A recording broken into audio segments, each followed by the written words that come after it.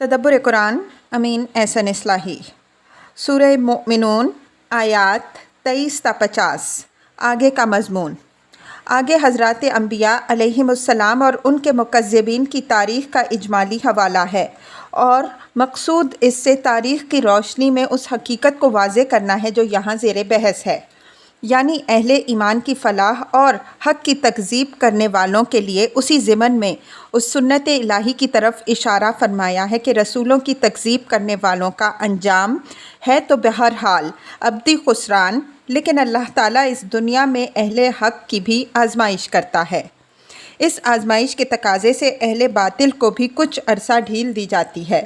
وہ اس ڈھیل کو اپنی کامیابی تصور کرتے ہیں، حالانکہ یہ چیز ان کی کامیابی نہیں بلکہ ان کے لیے موت کا پھندہ بنتی ہے۔ انبیاء علیہم السلام اور ان کے مکذبین کا حوالہ پچھلی سورہ کی آیات 42 تا 45 میں بھی گزر چکا ہے، لیکن بہت اجمال کے ساتھ۔ اس میں فی الجملہ تفصیل ہے، لیکن نام کے ساتھ ذکر انبیاء اولین میں سے صرف حضرت نوح علیہ السلام کا اور آخری انبیاء علیہم السلام میں سے حضرت موسیٰ، حضرت ہارون اور حضرت مسیح علیہم السلام کا ذکر ہے۔ بقیہ انبیاء کا نام لیے بغیر صرف ان کی طرف اشارہ کر دیا گیا ہے۔ اس روشنی میں آیات کی تلاوت فرمائیے۔ اعوذ باللہ من الشیطان الرجیم، بسم اللہ الرحمن الرحیم۔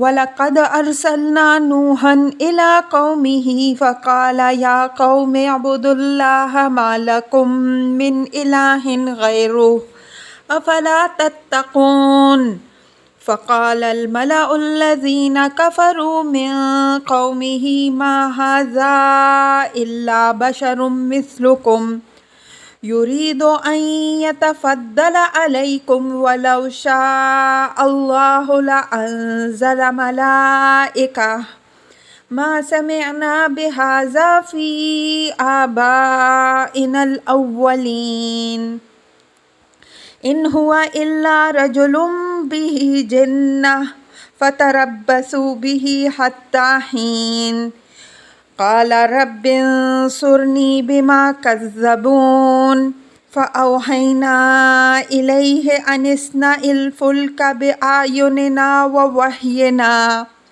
فَإِذَا جَاءَ أَمْرُنَا وَفَارَتِ النُّورُ فَاسْلُكْ فِيهَا مِن كُلِّ زَوْجَيْنِ اثْنَيْنِ وَأَهْلَكَ إِلَّا مَن سَبَقَ عَلَيْهِ الْقَوْلُ مِنْهُمْ وَلَا تُخَاطِبْنِي فِي الَّذِينَ ظَلَمُوا إِنَّهُمْ مُغْرَقُونَ فَإِذِ اسْتَوَيْتَ أَنْتَ وَمَن مَّعَكَ عَلَى الْفُلْكِ فَقُلِ الْحَمْدُ لِلَّهِ الَّذِي نَجَّانَا مِنَ الْقَوْمِ الظَّالِمِينَ وَقُل رَّبِّ أَنزِلْنِي مُنزَلًا مُّبَارَكًا وَأَنتَ خَيْرُ الْمُنزِلِينَ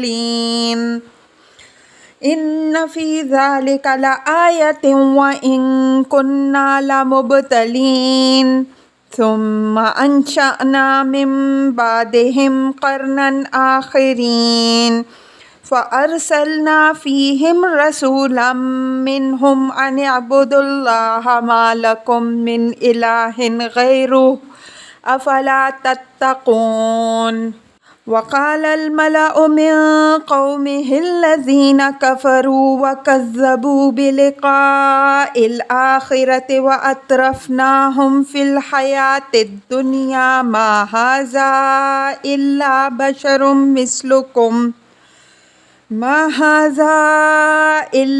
بَشَرٌ مِّثْلُكُمْ يَأْكُلُ مِمَّا تَأْكُلُونَ مِنْهُ وَيَشْرَبُ مِمَّا تَشْرَبُونَ وَلَئِنْ أَطَعْتُمْ بَشَرًا مِّثْلَكُمْ إِنَّكُمْ إِذًا لَّخَاسِرُونَ أَيَعِدُكُمْ أَنَّكُمْ إِذَا مِتُّمْ وَكُنتُمْ تُرَابًا وَعِظَامًا أَنَّكُمْ مُخْرَجُونَ هَيْهَاتَ هَيْهَاتَ لِمَ تُوعَدُونَ إِنْ هِيَ إِلَّا حَيَاتُنَا الدُّنْيَا نَمُوتُ وَنَحْيَا وَمَا نَحْنُ بِمَبْعُوثِينَ إن هو إلا رجل افترى على الله كذبا وما نحن له بمؤمنين قال رب انصرني بما كذبون قال عما قليلا ليصبحن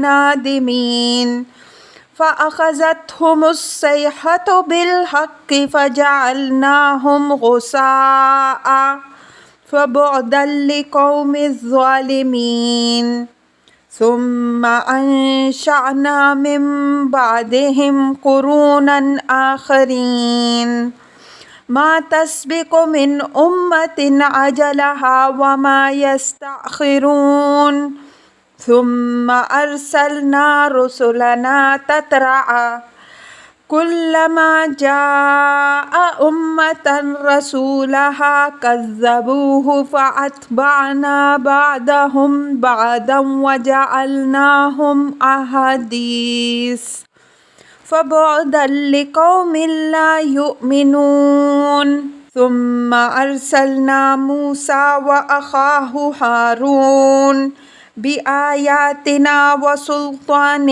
مبين إلى فرعون وملئه فاستكبروا وكانوا قوما عالين فقالوا أنؤمن لبشرين مثلنا وقومهما لنا عابدون فكذبوهما فكانوا من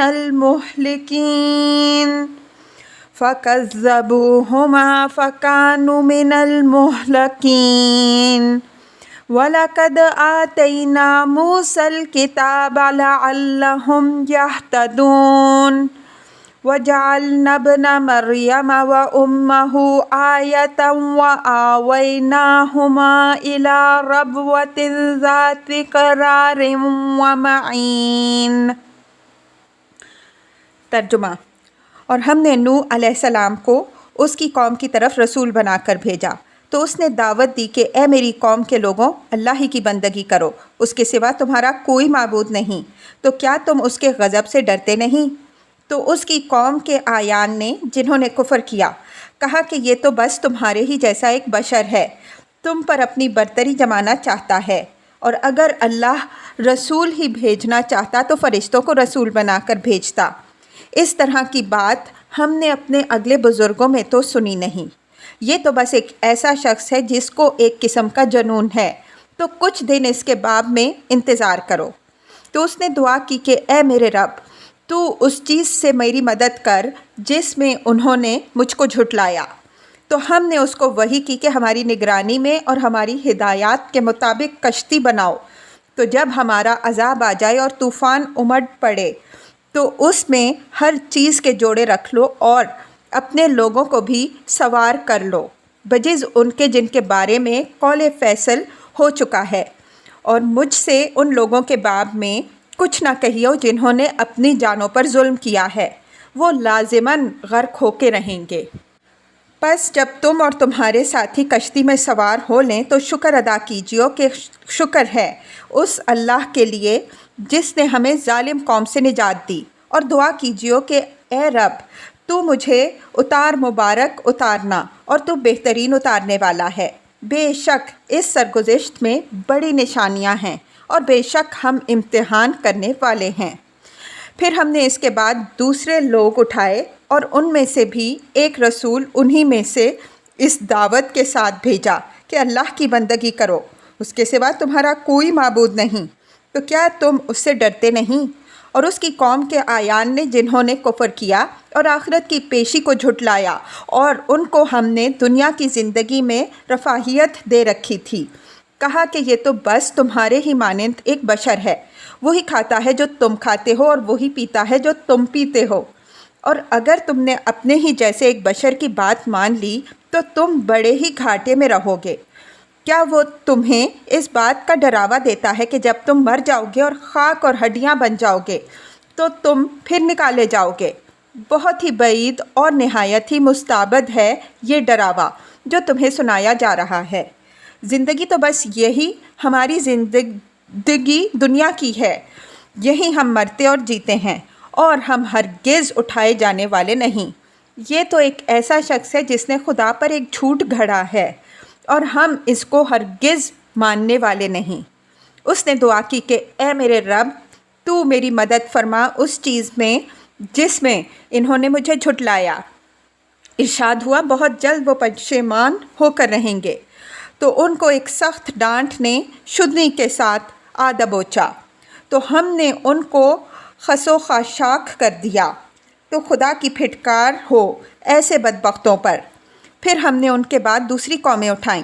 نہ کوئی قوم اپنی اجل معین سے پہلے ہی تھی اور نہ وہ اس سے پیچھے ہی ہٹتی ہے۔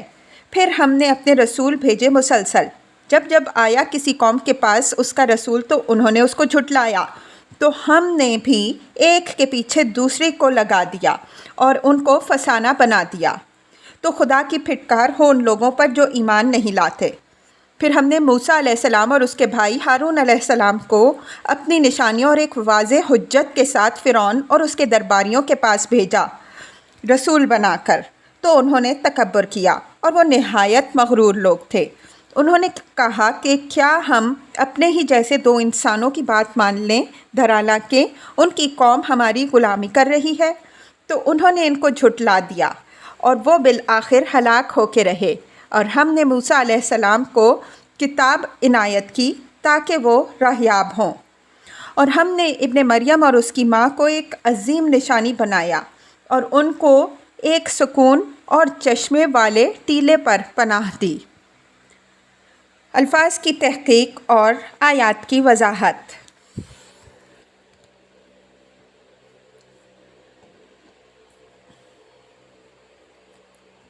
وَلَقَدْ أَرْسَلْنَا نُوحًا إِلَىٰ قَوْمِهِ فَقَالَ يَا قَوْمِ اعْبُدُوا اللَّهَ مَا لَكُم مِّنْ إِلَٰهٍ غَيْرُهُ أَفَلَا تَتَّقُونَ۔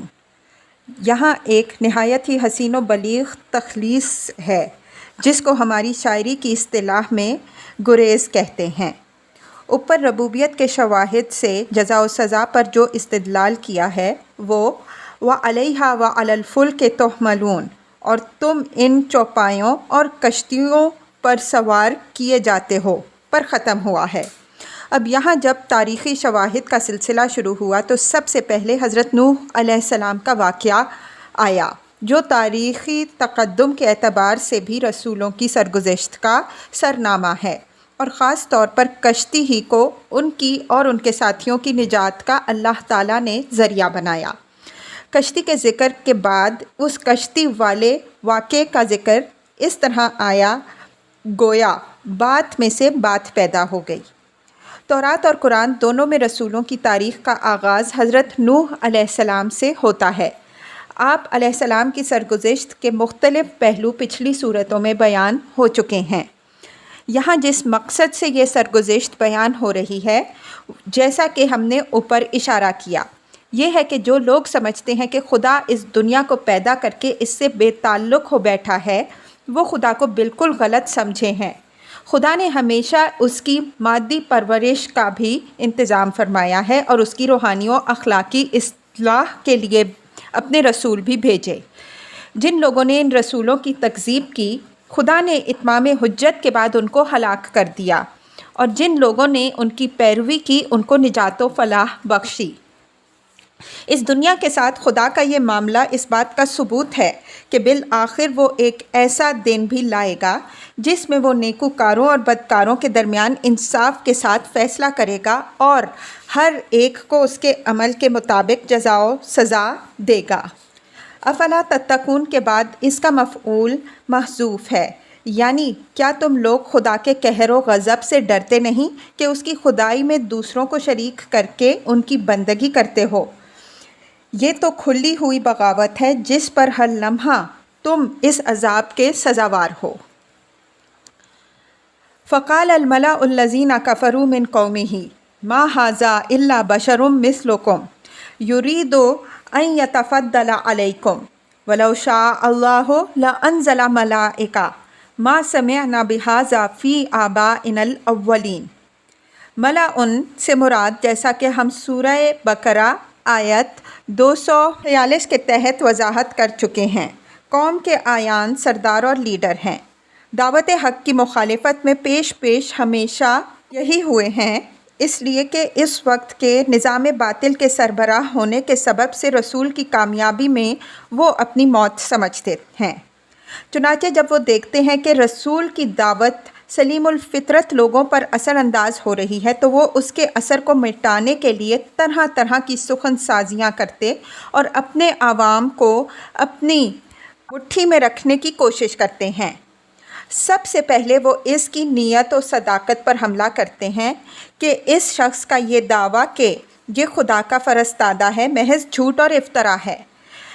یہ جھوٹ محض اس لیے اس نے گھڑا ہے کہ تمہارے اوپر اپنے خدائی فرستادہ ہونے کی دھونس جما کر تمہارا لیڈر بن جائے۔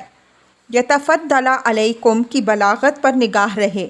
یہ نہیں کہا کہ ہماری لیڈری چھیننا چاہتا ہے، بلکہ یہ کہا کہ تم پر اپنی سیادت قائم کرنا چاہتا ہے۔ اس زہر آلود فکرے میں سادہ لوح عوام کو بھڑکانے کے لیے جو مواد موجود ہے وہ اہل نظر سے مخفی نہیں ہے۔ وَلَوْ شَاءَ اللَّهُ لَأَنزَلَ مَلَائِكَةً، یہ رسول کی تکذیب کے لیے ان لال بچکڑوں کی عقلی دلیل مذکور ہوئی ہے کہ اپنے عوام کو بے وقوف بنانے کے لیے انہوں نے یہ بھی کہا کہ اول تو ہماری رہنمائی کے لیے کسی نبی اور رسول کی ضرورت نہیں، ہم خود اپنی رہنمائی کے لیے کافی ہیں، اور اگر بالفرض خدا کسی کو نبی اور رسول بنا کر بھیجنے والا ہی ہوتا تو فرشتوں کو اس کار خاص کے لیے منتخب کرتا۔ آخر ہمارے ہی جیسے ایک انسان کو نبی اور رسول بنا کر بھیجنے کے کیا معنی؟ ما سمعنا بہذا فی آبائنا الاولین، یعنی مزید ستم یہ ہے کہ یہ شخص جو کچھ پیش کرتا ہے تمام تر بدعت و ضلالت اور باپ دادا کے طریقہ کے بالکل خلاف ہے۔ ہم نے اس قسم کی باتیں اپنے اسلاف کی روایات میں کبھی نہیں سنی۔ یہی مضمون اسی سورہ کی آیت 68 میں یوں بیان ہوا ہے: افلم یدبروا القول ام جاءہم ما لم یأتی آباءہم الاولین، کیا انہوں نے کلام پر غور نہیں کیا یا ان کے پاس ایسی چیز آئی جو ان کے اگلے آباء و اجداد کے پاس نہیں آئی۔ سورہ قصص میں ہے: ما ھذا الا سحر مفتری وما سمعنا بھذا فی آبائنا الاولین۔ 36، یہ محض ایک جادو ہے جس کو جھوٹ موٹ خدا کی طرف نسبت دی گئی ہے، اور اس طرح کی باتیں ہم نے اگلوں میں تو کبھی سنی نہیں۔ یہی مضمون دوسرے مقام میں اس طرح ہے: ما سمعنا بھذا فی الملۃ الآخرہ، صاد 7۔ ان ہوا الا رجل بہ جنہ فتربصوا بہ حتی حین، یعنی ان لیڈروں نے اپنے عوام کو یہ بھی باور کرانے کی کوشش کی کہ یہ شخص جو یہ دعویٰ کرتا ہے کہ اس کے پاس خدا کی طرف سے کوئی فرشتہ وحی لے کر آتا ہے تو اس سے اس کے روب میں نہ آؤ۔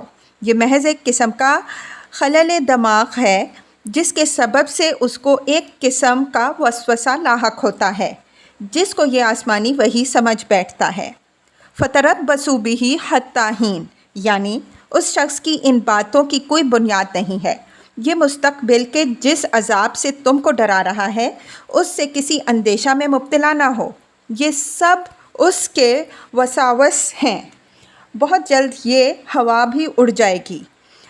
بالکل اسی قسم کی بات قریش کے لیڈروں نے حضرت صلی اللہ علیہ وسلم کے متعلق کہی، جس کا حوالہ سورہ طور میں دیا گیا ہے: ام یقولون شاعر نتربص بہ ریب المنون۔ 30، کیا وہ کہتے ہیں کہ یہ شاعر ہے جس کے لیے ہم گردش روزگار کے منتظر ہیں۔ قریش کا مطلب یہ تھا کہ کوئی ان کے ساحرانہ کلام سے مسحور ہو کر اس غلط فہمی میں نہ مبتلا ہو کہ ان کی باتوں کی کوئی بنیاد ہے، اور اب مستقبل کا فیصلہ ان کے ہاتھ میں ہے۔ یہ محض شاعرانہ خیال آرائی اور چند روز کی گرما گرمی ہے، بہت جلد یہ ختم ہو جائے گی۔ جس طرح ہمارے بہت سے شاعر اپنی اپنی بولیاں بول کر اڑ گئے، اسی طرح ایک دن یہ بھی اڑ جائیں گے۔ یہ امر یہاں ملحوظ رہے کہ وقت کے لیڈر جب کسی شخص کے بارے میں یہ محسوس کرنے لگتے ہیں کہ عوام اسے مستقبل کے ہادی یا نجات دہندہ کی حیثیت سے قبول کر رہے ہیں تو اس سے وہ بہت اندیشہ ناک ہوتے ہیں، اس کے متعلق وہ اپنے پیرووں کو یہ باور کرانے کی کوشش کرتے ہیں کہ اس کا یہ سارا طلسم چند روزہ ہے۔ قال رب انصرنی بما کذبون، یعنی جب معاملہ اس حد تک پہنچ گیا، حضرت نوح علیہ السلام نے یہ دعا کی کہ اے رب، اب تو میرے اور میری قوم کے درمیان فیصلہ فرما دے اور اس وعدہ عذاب کو پورا کر کے میری مدد فرما جس سے میں نے ان کو شب و روز ڈرایا، لیکن انہوں نے میری سنی انسنی کر دی اور اس عذاب کے بارے میں مجھے جھٹلا دیا۔ حضرت نوح علیہ السلام کی اس دعا کا ذکر تفصیل کے ساتھ سورہ نوح میں آئے گا۔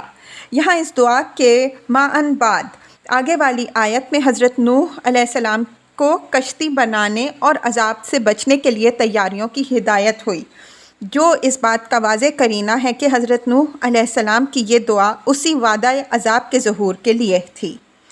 آگے اسی سلسلے میں دوسرے انبیاء علیہم السلام کی زبانی بھی یہی دعا منقول ہے۔ ملاحظہ ہو آیت 29، اور اس کے جواب میں اللہ تعالیٰ کی طرف سے ان کو یہ اطمینان دلایا گیا کہ قَالَ مَا قَلِيلًا لَيُصْبِحَنَّ نَادِمِينَ فَأَخَذَتْهُمُ الصَّيْحَةُ، ارشاد ہوا کہ بہت جلد یہ اپنی کرتوت پر پچھتائیں گے، تو خدا کی ڈانٹ نے ان کو آ دبوچا۔ یہ امر یہاں ملحوظ رہے کہ حضرات انبیاء علیہم السلام اور ان کے مخالفین کی کشمکش میں آخری مرحلہ ہمیشہ یہی پیش آیا ہے کہ جس عذاب سے انہوں نے اپنی قوم کو ڈرایا، قوم کے سرکشوں نے اسی عذاب کا مطالبہ کیا، اور جب اللہ تعالیٰ کی سنت حال کے تحت اس میں تاخیر ہوئی تو مکذبین نے نہایت ڈھٹائی کے ساتھ یہ اعلان کر دیا کہ چونکہ تم وہ عذاب نہیں لا سکے جس کی دھمکی رات دن سنا رہے ہو، اس وجہ سے تم بھی جھوٹے ہو اور یہ عذاب کی دھمکی بھی جھوٹی ہے۔ یہی مرحلہ ہے جس میں حضرات انبیاء علیہم السلام نے دعا فرمائی کہ ربنا افتح بیننا و بین قومنا بالحق وانت خیر الفاتحین، اعراف 79۔ اے ہمارے رب، اب ہمارے اور ہماری قوم کے درمیان حق کے ساتھ فیصلہ فرما دے اور تو بہترین فیصلہ کرنے والا ہے۔ اسی مرحلے میں حضرت نوح علیہ السلام نے بھی یہ دعا فرمائی، اور اس کا مطلب وہی ہے جو ہم نے اوپر واضح کیا۔ صاحب کشاف نے آیت کا یہ مطلب لیا ہے، ان کے یہ الفاظ ہیں۔ ترجمہ: اے رب، تو اس وعدہ عذاب کو پورا کر کے میری مدد فرما جس سے تو نے ان کو ڈرایا ہے۔ یہی چیز ہے جس کے بارے میں ان کی قوم کے لوگوں نے ان کو جھٹلایا۔ فَأَوْحَيْنَا إِلَيْهِ أَنِ اصْنَعِ الْفُلْكَ بِأَعْيُنِنَا وَوَحْيِنَا فَإِذَا جَاءَ أَمْرُنَا وَفَارَتِ التَّنُّورُ فَاسْلُكْ فِيهَا مِنْ كُلِّ الزَّوْجَيْنِ اثْنَيْنِ وَأَهْلَكَ إِلَّا مَنْ سَبَقَ عَلَيْهِ الْقَوْلُ مِنْهُمْ وَلَا تُخَاطِبْنِي فِي الَّذِينَ ظَلَمُوا إِنَّهُمْ مُغْرَقُونَ۔ یہ آیت بلکہ حضرت نوح علیہ السلام کی پوری سرگزشت سورہ ہود میں گزر چکی ہے، اس وجہ سے یہاں ہم صرف اشارات پر کفایت کریں گے۔ کسی چیز کی تفصیل مطلوب ہو تو وہاں دیکھ لیجئے۔ بِأَعْيُنِنَا وَوَحْيِنَا یعنی یہ کشتی ہمارے اہتمام اور ہماری ہدایت کے مطابق بناؤ۔ تورات سے معلوم ہوتا ہے کہ اس کا سارا نقشہ اس کی جزیات کی تفصیل کے ساتھ اللہ تعالیٰ نے اپنی وحی کے ذریعے سے حضرت نوح علیہ السلام کو بتایا، تاکہ یہ اس عظیم مہم کے لیے بالکل موزوں ہو جو پیش نظر تھی۔ امر سے مراد حکم ہے۔ فارت تنور اسی طرح کا ایک محاورہ ہے جس طرح حمی الوتیس وغیرہ محاورات ہیں۔ ان محاورات کا مفہوم متعین کرنے میں الفاظ کا لحاظ نہیں بلکہ صرف اس مفہوم کا لحاظ ہوتا ہے جس کے لیے یہ استعمال ہوتے ہیں۔ فارت تنور طوفان کے امڈ پڑنے اور جوش مارنے کی ایک تعبیر ہے۔ من کل الزوجین اثنین میں لفظ کل، جیسا کہ ہم دوسرے مقام میں ذکر کر چکے ہیں، محموز کے اعتبار سے استعمال ہوا ہے، یعنی ان جانوروں میں سے جو براہ راست انسان کی معاشی ضرورت سے تعلق رکھنے والے ہیں۔ اثنین زوجین کی وضاحت کے طور پر یعنی ہر چیز میں سے نر و مادہ بس دو رکھ لیے جائیں، اس سے زیادہ رکھنے کی فکر نہ کرنا۔ لفظ اہل کی تشریح سورہ انبیاء میں ہم کر چکے ہیں کہ اس میں آدمی کے اہل و عیال کے ساتھ اس کے اتباع و اصحاب بھی شامل ہوتے ہیں۔ قرآن کے دوسرے مقامات سے یہ ثابت ہے کہ حضرت نوح علیہ السلام پر ان کی قوم کے کچھ لوگ ایمان لائے اگرچہ ان کی تعداد بہت قلیل تھی۔ الا من سبق علیہ القول سے مراد وہ لوگ ہیں جن کے لیے اتمام حجت کے بعد اب سنت الہی کے بموجب ہلاکت مقدر ہو چکی ہے۔ ان میں سے نمایاں، جیسا کہ قرآن کے دوسرے مقامات سے واضح ہے، خود حضرت نوح علیہ السلام کا بیٹا تھا۔ فرمایا کہ یہ لوگ اس کشتی میں تمہارے ساتھ نہ ہوں۔ وَلَا تُخَاطِبْنِي فِي الَّذِينَ ظَلَمُوا میں ظلموا سے مراد ظلموا انفسہم ہے، یعنی جنہوں نے تمہاری تکذیب پر اصرار کر کے خود اپنی شامت کو دعوت دی۔ فرمایا کہ ایسا نہ ہو کہ جب قہر الہی کی موجیں ان ظالموں کو اپنے گھیرے میں لے لیں تو تمہارے اندر ان کے لیے رافت کا جذبہ ابھرے اور تم ہم سے ان کی نجات کی دعا کرنی شروع کر دو۔ عذاب آ جانے کے بعد یہ مرحلہ گزر جائے گا، پھر ان کے باب میں تمہاری بھی کوئی سنوائی نہیں ہونی ہے۔ پھر ان میں سے ہر ایک لازماً غرق ہو کے رہے گا۔ وَلَا تُخَاطِبْنِي إِلَى الْآيَةِ کا یہ پہلو خاص طور پر نگاہ میں رہے کہ جب عذاب الہی آ دھمکتا ہے تو اس کی نوعیت ایسی ہوتی ہے کہ ان کے اندر بھی معذبین کے لیے جذبہ رافت ابھرنے کا امکان ہوتا ہے، جن کی حمایت و نصرت ہی کے لیے وہ ظہور میں آتا ہے، لیکن پھر اللہ تعالیٰ کے ہاں کسی کی دعا اور سفارش بھی کچھ کام نہیں آتی۔